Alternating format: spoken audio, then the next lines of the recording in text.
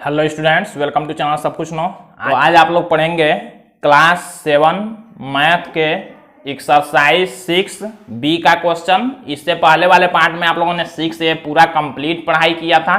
अगर आप लोग चैनल पर नए हैं, चैनल को सब्सक्राइब करिए, लाइक करिए, शेयर करिए और वीडियो को ध्यान से देखिए, एक एक बात को सुनिए। तो देखते हैं यहाँ 6B में आप लोगों को अब क्वेश्चन मिलेगा जो समीकरण पहले पढ़ के क्वेश्चन को समीकरण बनाना होगा। कुछ वर्ड में वार्तिक प्रश्न दिए होंगे, लिखे होंगे वर्ड में, उसको पहले कन्वर्ट करना होगा समीकरण में, उसके बाद से फिर से समीकरण को हल करना होगा। जैसे समीकरण हल करना आप लोगों ने 6A में पढ़ा है उसी तरह से। तो पहले हम लोग समझते हैं कि समीकरण कैसे बनाएंगे, तो उसके बाद से एक्सरसाइज 6B देखेंगे। तो इसमें जैसे मान लीजिए कुछ ऐसे वार्तिक प्रश्न वर्ड में लिख के दिए होते हैं। जैसे मान लीजिए हमने कहा किसी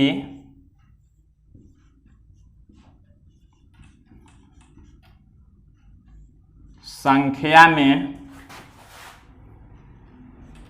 7 जोड़ने पर योगफल 10 है।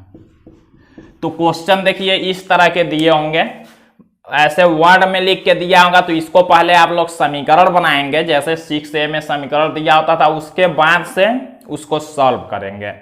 अब जैसे यहां देखिए कह रहा है कि क्या, किसी संख्या में 7 जोड़ने पर योगफल 10 है। तो आप लोग समझ सकते हैं किसी संख्या कह रहा है किसमें 7 जोड़ेंगे तो 10 मिलेगा। तो हम लोग जानते हैं अगर 3 में 7 जोड़ेंगे तो 10 मिलेगा, यानी कि इसका आंसर क्या हुआ, 3 हुआ। कह रहा है किसी संख्या में 7 जोड़ने पर, तो 3 में ही 7 जोड़ेंगे तो हमको 10 मिलेगा। लेकिन ये तो हम लोगों ने जान लिया 3 मिलेगा, 3 ही आंसर होगा। 3 में 7 जोड़ेंगे तो 10 आएगा। अब इसको हम लोग समीकरण बना के और कैसे सॉल्व करके 3 लाएंगे, यही काम इसमें करना है। जैसे मान लीजिए तो हम लोग सबसे पहले क्या करेंगे, हमको पता नहीं है, मान लीजिए किसी संख्या में 7 जोड़ने पर हमको पता नहीं है किस में, तो जो नहीं पता होगा उसी को हम लोग कोई चर मान लेते हैं, x y z कुछ भी। जैसे मान लीजिए हमने मान लिया, इसमें माना वह संख्या x है। हमने उस संख्या को x मान लिया। किसी संख्या में कह रहा था 7 जोड़ने पर, तो हमने मान लिया x। अभी हमको पता नहीं है किस में है, वो तो हम लोग जानते हैं कि 3 में। लेकिन मान लीजिए हमको नहीं पता रहे, खूब ज्यादा बड़ा संख्या हो, तो हम लोग मान लेंगे वह संख्या x है। तो आप लिखेंगे कैसे, जो प्रश्न में दिया है इस हिसाब से हम लोग इसको मैथ के भाषा में बदलेंगे। जैसे तो उसको हम लोग कहते हैं इस तरह से, प्रश्न के अनुसार। अब प्रश्न के अनुसार मीन्स क्या होता है, हम लोग प्रश्न को पढ़ के और उसको मैथ के भाषा में लिखेंगे। ये तो हिंदी में दिया हुआ वर्ड में देखिए कह रहा है किसी संख्या में 7 जोड़ने पर, तो इसको मैथ भाषा में कैसे लिखेंगे, किसी संख्या, तो वह संख्या तो हमने x माना था, तो मान लीजिए x में 7 जोड़ने पर, x में कितना जोड़ने पर, 7 जोड़ने पर कितना योगफल प्राप्त होगा। योगफल को हमेशा बराबर के दूसरे तरफ लिखते हैं। किसी भी संख्या को जोड़ेंगे घटाएंगे तो दूसरे तरफ ही लिखेंगे। तो कह रहा है किसी संख्या में, किसी संख्या को हमने मान लिया x, तो किसी संख्या में 7 जोड़ने पर कितना प्राप्त होता है, 10 प्राप्त होता है। तो यहां लिखेंगे क्या, 10। अब देख लीजिए हमने इसी वर्ड को कन्वर्ट कर लिया इस समीकरण में, देखिए। और ऐसा समीकरण हल करना आप लोगों ने चैप्टर 6A में पिछले इसके अभ्यास में पढ़ लिया है। तो यहां से क्या करते हैं, हमने बताया था चर का मान निकालते हैं। चर को हमेशा बराबर के बाएं तरफ रहने देते हैं, अचर को दाएं तरफ भेजते हैं। दाएं तरफ भेजेंगे तो चिन्ह बदलेगा। अगर प्लस में होगा तो माइनस, माइनस में होगा तो प्लस, गुणा में होगा तो भाग, भाग में होगा तो गुणा। तो हम लोग x को यहाँ रहने देंगे, ये 10 पहले से है, 7 इधर प्लस में है, बराबर की इधर में करेंगे तो माइनस में हो जाएगा। अब देखिए x इक्वल 10 में से 7 जब घटाएंगे तो कितना बचेगा, 3। तो यही देखिए हमने समीकरण बनाकर और उस समीकरण को हल कर लिया। अब देखिए हमने x माना था वह संख्या x है, तो देखिए x 3 आ गया। अब आप लोगों को समझ में आ रहा होगा। देखिए कह रहा था किसी संख्या में 7 जोड़ने पर, तो किसी संख्या के जगह पर 3 आ गया, यानी कि 3 में 7 जोड़ने पर 10 प्राप्त होता है। देखिए तो हम लोगों को संख्या पता नहीं रहेगा तो उसको समीकरण मान के और आसानी से हम लोग सॉल्व कर लेते हैं। अब हम लोग कुछ और एग्जाम्पल देखेंगे कि कैसे इसको लिखते हैं।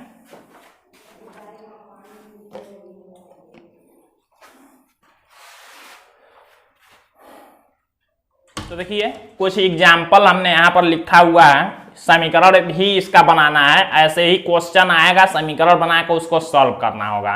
तो हम लोग देखते हैं, समीकरण बनाना सीखते हैं कैसे बनाएंगे। देखिए हमने पहला एग्जाम्पल अभी बताया, दूसरा से यहाँ पर 9 तक हमने 9 तक ये एग्जाम्पल लिखा हुआ, तो इसको देखते हैं। देखिए कह रहा है किसी संख्या और 3 का अंतर 12 है। अब मान लीजिए इसको हमको समीकरण में लिखना होगा, तो कैसे हम लोग लिखेंगे। देखिए कह रहा है किसी संख्या, जो संख्या हमको पता नहीं होगा उसी को हम लोग चर में मान लेंगे। चर का मतलब x y z कुछ भी मान सकते हैं जो नहीं पता होगा। तो जैसे मान लीजिए किसी संख्या हमको नहीं पता है, कह रहा है किसी संख्या और 3 का अंतर 12 है। अंतर का मतलब समझ लेंगे घटाना। अगर योगफल दिया होगा तो जोड़, योग मीन्स जोड़, अंतर मीन्स घटाना, गुणनफल मीन्स गुणा। 2 गुना, गुना जहां होगा गुना का मतलब समझेंगे गुणा। 2 गुना कहेगा मीन्स 2 से गुणा कर देंगे। 3 गुना मीन्स 3 से गुणा कर देंगे। अगर तिहाई कहेगा तो भाग समझेंगे। तिहाई मीन्स अगर 2 तिहाई कहेगा तो 2/3, 1 तिहाई कहेगा तो 1/3, ऐसे। तो देखिए अभी समझते हैं हम लोग, किसी संख्या और 3 का अंतर 12, इसको समीकरण में लिखना होगा तो कैसे लिखेंगे। देखिए किसी संख्या हमको नहीं पता है, तो किसी संख्या की जगह पर हमने लिखा x, कोई भी चर लिखेंगे। तो किसी संख्या और 3 का अंतर, किसी संख्या और 3 का अंतर, अंतर मीन्स घटाना, किसी संख्या और 3 का अंतर ऐसे लिखेंगे। कितना है 12 है, तो बराबर क्या लिखेंगे 12। किसी संख्या और 3 का अंतर कितना है 12 है, तो बराबर 12। तो ऐसे समीकरण बनाएंगे और सॉल्व करना आप लोग जानते ही हैं।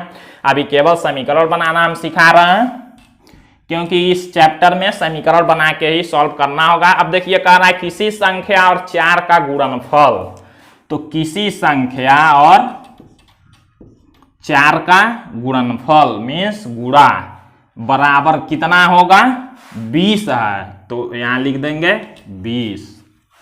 तो इस तरह से समीकरण बनाएंगे। फिर देखिए किसी संख्या का 2 गुना 14 है।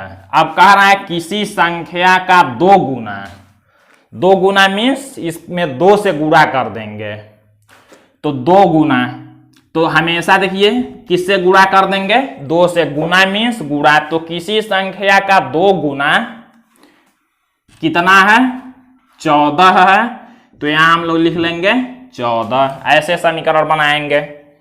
समीकरण बनाने के बाद वही काम करना है, चर का मान निकालना है। किसी संख्या का तिहाई 5 है, किसी संख्या का तिहाई, जब ऐसे कहेगा तिहाई तो समझ जाएंगे उसका भाग देना उसमें 3 से। तो किसी संख्या का तिहाई कितना है 5 है, तो ऐसे लिखेंगे। देखिए तिगुना कहेगा, गुना जिसमें आएगा तो गुणा समझेंगे, तिहाई कह रहा है तो भाग करेंगे। फिर आगे देखते हैं, किसी संख्या के 3 गुने से 7 कम 6 है। देखिए किसी संख्या के, तो हम लोग किसी संख्या लिखते हैं के तिगुने से, तिगुना, गुना मीन्स गुणा समझ जाएंगे। तो किसी संख्या का तिगुना मीन्स 3 से गुणा, तिगुने से 7 कम, कम के लिए माइनस चिन्ह लगाएंगे, 7 कम 7 माइनस कर लेंगे, बराबर कितना है 7 कम कितना है 6 है, तो बराबर 6 लिखेंगे। इसको देख लीजिए, किसी संख्या और 2 का योगफल 12 है। किसी संख्या और 2 का योगफल, योगफल मीन्स जोड़, योग या योगफल मीन्स जोड़, कितना है 12 है। किसी संख्या में 5 से भाग देने पर भागफल 4 आता है। किसी संख्या में 5 से भाग देने पर, कह रहा है किसी संख्या में 5 से भाग देने पर भागफल कितना आता है 4 आता है। तो समीकरण ऐसे बना लिए। किसी संख्या के तिगुने और 12 का योग 72 है। देखिए कह रहा है किसी संख्या के तिगुने, किसी संख्या के तिगुने और 12 का योग प्लस 12, 12 का योग मीन्स प्लस 12 कितना है 72 है। तो बराबर 72। तो ये समीकरण आप लोगों को समझ में आया होगा कैसे बनाना है। गुना मीन्स गुणा, तिहाई चौथाई मीन्स भाग। अभी और एग्जाम्पल आप लोग देखेंगे। इसको लिखने के बाद आप लोग ये एग्जाम्पल बहुत जरूरी है लिखना है। चैप्टर 6B में आप लोग फेयर कॉपी पर इसको एग्जाम्पल डाल कर पहले लिखेंगे। ये लिखा जाता है, कॉपी में लिखना काफी जरूरी होता है। कुछ एग्जाम्पल्स और हम लोग देखते हैं। जैसे मान लीजिए कह रहा है 2 का तिगुना, केवल इतना लिखना हो तो कैसे लिखेंगे, तिगुना मीन्स 3 से गुणा करेंगे। 2 का तिगुना ऐसे हो गया। ये समीकरण नहीं बना रहे हैं, केवल इतना लिखना बता रहे हैं। फिर देखिए 2 का तिहाई तो मीन्स 2/3। 2 का तिहाई, तिहाई कहेगा तो बटे 3 करेंगे और तिगुना कहेगा तो गुणा करेंगे। फिर जैसे 3 का दूना तो 3 गुणे 2। 4 का तिहाई तो 4/3। तिहाई के लिए हमेशा भाग ऐसे। तो ऐसे नाम आप लोग याद रखेंगे। कुछ और एग्जाम्पल्स देखते हैं, दूसरे टाइप के एग्जाम्पल्स। ये सब आप लोग समझेंगे तभी एक्सरसाइज को सॉल्व कर पाएंगे। मान लीजिए कहता है क्रमागत संख्या, तो ये किसको कहते हैं, ये भी आगे आएगा इसी में। क्रमागत संख्या, जैसे मान लीजिए क्रमागत मीन्स जो क्रम से चलता है, जो सीरियल से चलता है। जैसे 1 का क्रमागत संख्या कौन है 2 है, 1 के बाद जो तुरंत आएगा वही। जैसे मान लीजिए अगर हमने ऐसे लिख दिया 1 2 3 4 5, अगर हम पूछ रहे हैं 2 का क्रमागत संख्या बताइए तो आप लोग क्या बताएंगे 3, 2 के तुरंत बाद जो आएगा। अब ये नहीं कि 2 का क्रमागत 4 कह दीजिए तो गलत हो जाएगा, समझ रहे हैं। जो संख्या जिस संख्या के बाद आता है वही क्रमागत संख्या होता है, तुरंत बाद का। 1 के बाद 2 आता है तो 1 का क्रमागत संख्या हो गया 2, 2 का हो गया 3, 3 का हो गया 4, ऐसे। तो इसको कहते हैं क्रमागत संख्या। अगर मान लीजिए अब आता है नंबर बीजगणित में, आप लोग बीजगणित पढ़ रहे हैं ये चैप्टर 6। तो जैसे मान लीजिए अगर हम कह रहे हैं x का क्रमागत संख्या, तो x का क्रमागत संख्या क्या होगा। तो एक बात ये ध्यान में रखेंगे, हमेशा क्रमागत संख्या प्राप्त कैसे होता है। जैसे मान लीजिए 1 का क्रमागत 2 है तो वो आया कैसे। 1 में हमने क्या किया +1 कर दिया, अगर 1 में हम लोगों ने 1 जोड़ दिया तो आ गया 2, यानी कि 1 में हमने 1 जोड़ा तो 2 आया। फिर इस 2 में भी हमने 1 जोड़ा तो कितना आया 3 आया। 3 में हमने 1 जोड़ा तो कितना आया 4 आया। 4 में हमने 1 जोड़ा तो कितना आया 5 आया, समझ रहे हैं। तो यानी कि क्रमागत संख्या प्राप्त करने के लिए क्या होगा 1 को जोड़ना होगा। किसी भी संख्या का क्रमागत संख्या बताना हो तो उसमें 1 अगर जोड़ देंगे तो वही क्रमागत संख्या प्राप्त होगा। तो इस तरह से बीजगणित में तो x का क्रमागत संख्या क्या होगा, जब हम लोग जान गए क्रमागत संख्या कैसे आता है +1 जोड़ने से। तो x का क्रमागत संख्या x में हम लोग 1 जोड़ देंगे तो इसका क्रमागत संख्या क्या हो जाएगा x + 1, समझ रहे हैं। अगर x + 1 का क्रमागत संख्या पूछता है, जैसे मान लीजिए हमने लिखा है x + 1 का क्रमागत संख्या, तो क्या होगा x + 1 का निकालना है, ये x + 1 का। तो इसमें क्या करेंगे हम लोग एक जोड़ देंगे, फिर से क्रमागत संख्या के लिए एक जोड़ते हैं, तो ये हमारा हो गया क्रमागत संख्या। सॉल्व होने वाला होगा तो सॉल्व कर लेंगे। देखिए x प्लस एक एक जोड़ लेंगे तो 2। तो देखिए x का क्रमागत संख्या x प्लस 1, x प्लस 1 का क्रमागत संख्या x प्लस 2, x प्लस 2 का x प्लस 3। मीन्स एक एक जोड़ते जाएंगे तो क्रमागत संख्या मिलता जाएगा। तो क्रमागत संख्या आप लोग याद रखेंगे। मान लीजिए हमने पूछा 5 का क्रमागत संख्या, तो आप लोग 5 प्लस 1 बराबर 6 कर लेंगे। हमने y का क्रमागत संख्या पूछा तो आप लोग y प्लस 1 कर लेंगे। 1 जोड़ने के बाद क्रमागत संख्या मिल जाएगा। अब कुछ और चीज देखते हैं, उसके बाद ही एक्सरसाइज आप लोग समझ पाएंगे। ये काफी इंपॉर्टेंट, जब भी चैप्टर शुरू हो तो उसके शुरू का जो इंट्रोडक्शन होता है वही सबसे इंपॉर्टेंट होता है। उसको अगर आप लोग नहीं समझेंगे तो एक्सरसाइज समझने में काफी दिक्कत होगा। अगर वीडियो आप लोगों को साफ नहीं दिख रहा हो तो आप लोग अपने YouTube से उसका क्वालिटी बढ़ा के 360 कर लेंगे तो आप लोगों को वीडियो एकदम क्लियर दिखाई देगा। ध्यान से समझेंगे तो सब कुछ रटना नहीं पड़ेगा, सब याद रहेगा। देखिए क्रमागत सम संख्या, सम संख्या किसको कहते हैं आप लोग जानते हैं, 2 4 6 8, जिसको जो भी संख्या 2 से भाग करने पर कटे उसको सम संख्या कहते हैं, और जो संख्या 2 से भाग करने पर नहीं कटता उसको विषम संख्या कहते हैं। तो क्रमागत सम संख्या किसको कहेंगे, जैसे मान लीजिए हमने इसमें लिखा 1 2 3 4 5 6 7 8, फिर हमने यहां भी लिखा 1 2 3 4 5 6 7 8। अब इसमें बताइए पहले सम संख्या और विषम संख्या कौन होंगे। तो इसमें आप लोग जानते हैं सम संख्या होगा 2 4 6 8, क्योंकि ये सभी संख्याएं 2 से कट जाते हैं। अब क्रमागत सम संख्या किसको कहते हैं, देखिए जो सम संख्या तुरंत बाद में आए जिस सम संख्या, जैसे 2 सम संख्या, इसके तुरंत बाद का सम संख्या कौन होता है, 4। 3 तो विषम है, तो 2 के बाद जो 4 है ये इसका क्रमागत सम संख्या होगा। अब ये नहीं कि 2 के बाद 6 करना, तो 6 क्रमागत सम संख्या नहीं होगा, सम संख्या केवल होगा।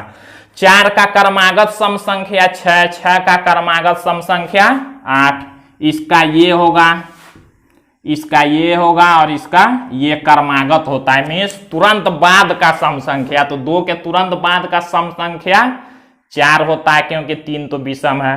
4 के तुरंत बाद का सम संख्या क्रमागत 6। तो इस तरह, और ये आता कैसे है, अब सबसे इंपॉर्टेंट ये है 2 में 2 के बाद 4 कैसे आया, हमने प्लस 2 किया, 2 में 2 जोड़ दिए तो 4, 4 में अगर 2 जोड़ दिए तो 6, 6 में हम लोग जो 2 जोड़ दिए तो 8। यानी कि हमको क्या पता चला कि क्रमागत सम संख्या कब मिलेगा, सम संख्या में अगर 2 2 जोड़ते जाएंगे, सम संख्या में ध्यान दीजिएगा, सम संख्या में अगर 2 2 जोड़ते जाएंगे तो क्रमागत सम संख्या मिलता जाएगा। तो अब बात करते हैं बीजगणित के लिए। अगर मान लीजिए हमको बीजगणित में सम संख्या लिखना तो कैसे लिखेंगे, केवल x तब नहीं लिखेंगे, इसके साथ हम लोग क्या लिखेंगे, 2x। सम संख्या के लिए 2x, क्योंकि सम संख्या की शुरुआत 2 से हुई है, तो हम लोग भी 2x लिखेंगे। अब इसके बाद का क्रमागत सम संख्या लिखना होगा तो कौन होगा, हम लोग जानते हैं 2 2 जोड़ने पर क्रमागत सम संख्या आता है। तो पहला 2x है तो दूसरा में 2x में 2 जोड़ देंगे तो 2x प्लस 2 हो जाएगा। तीसरा हमको निकालना है तो 2x प्लस कितना करेंगे, इस 2x प्लस 2 में अगर हम 2 जोड़ दें तो कितना हो जाएगा, 4 हो जाएगा। तो ये क्रमागत सम संख्या होगा, इसको याद रखेंगे। क्रमागत विषम संख्या पर आते हैं। विषम संख्या होता है जो 2 से भाग करने पर नहीं कटेगा, तो ये होते हैं विषम संख्या। अब ध्यान दीजिएगा, देखिए क्रमागत विषम संख्या अब कैसे आता है। एक में अगर मान लीजिए हमने प्लस 2 कर दिया, 2 जोड़ने पर आया 3, विषम संख्या में, यहां देखिए सम में हमने जोड़ा था। फिर इसमें हमने अगर प्लस 2 कर दिया तो आया 5, 3 में 2, फिर 5 में हमने अगर प्लस 2 कर दिया तो आया 7। तो प्लस 2 इसमें हो रहा है, प्लस 2 इसमें भी, इसमें सम संख्या में, इसमें विषम संख्या में। यानी कि हम लोग क्या कह सकते हैं, तो देखिए या दो दो जोड़ने पर आ रहा है, दो दो जोड़ने पर। तो इसके लिए हम लोग क्या करते हैं, विषम संख्या के लिए देखिए हमने समझने के लिए आप लोगों को लिख दिया 2x। अब 2x प्लस 1 का मतलब क्या हुआ ये समझिए, किसी सम संख्या में, देखिए ये यहाँ सम संख्या है, यहाँ 2x से शुरुआत हुआ। अगर सम संख्या में एक जोड़ देंगे, ध्यान दीजिएगा, सम संख्या में अगर एक जोड़ेंगे तो क्या होगा, विषम संख्या। जैसे मान लीजिए 2 है, अगर 2 में हम एक जोड़ दें तो विषम संख्या मिला। तो देखिए आप लोगों को याद क्या रखना है कि सम संख्या के लिए ये याद रखेंगे, क्रमागत सम संख्या इसको मानते हैं। विषम के लिए 2x प्लस 1 प्लस 3 प्लस 5 ऐसे याद रखेंगे। 2x प्लस 2, ठीक है, 2x प्लस 4। देखिए बाद में सम संख्या जुड़ रहा है, इसमें 2x में 1 3 5 जुड़ रहा है, मतलब विषम संख्या। तो इस तरह से आप लोग समझेंगे, ये क्रमागत सम संख्या, क्रमागत विषम संख्या याद रखेंगे। तो देखिए ये इंट्रोडक्शन आप लोग ध्यान से समझ लीजिएगा, तभी आप लोग एक्सरसाइज को सॉल्व कर पाएंगे। तो आज के लिए ये इंट्रोडक्शन काफी इंपॉर्टेंट है। तो आज के लिए बस इतना ही, आप लोग एग्जाम्पल को देख लीजिएगा, और ये सब काफी जरूरी है याद रखना। आप लोगों को इसमें ये याद रखना है, ये तो हमने पूरा डिटेल में बताया कि कैसे ये होता है, याद आप लोगों को बस यही रखना है। ये दोनों क्रमागत सम संख्या के लिए, क्रमागत विषम संख्या के लिए, और केवल क्रमागत भी हमने बताया, x plus 1 x plus 2 x plus 3 क्रमागत संख्या होगा। अब आप लोग कमेंट में बताएंगे कि आप लोगों का जो 6b है, जो चैप्टर 6b है, उसमें क्वेश्चन कौन कौन से दिए हुए हैं। हमारे बुक में दूसरा क्वेश्चन दिया हुआ है, आप लोगों के बुक में दूसरा क्वेश्चन रहता है। तो आप लोग कमेंट में अपना पहला और दूसरा क्वेश्चन 6b का जरूर लिखेंगे, आप लोग पहला और दूसरा क्वेश्चन, क्योंकि तब हम अगले दिन जब कल हम पढ़ाएंगे तो वही आप लोगों के बुक वाला ही क्वेश्चन पढ़ा सकें। इसलिए आप लोग कमेंट में 6b का पहला और दूसरा क्वेश्चन जरूर लिखिएगा। तो आज के लिए बस इतना ही।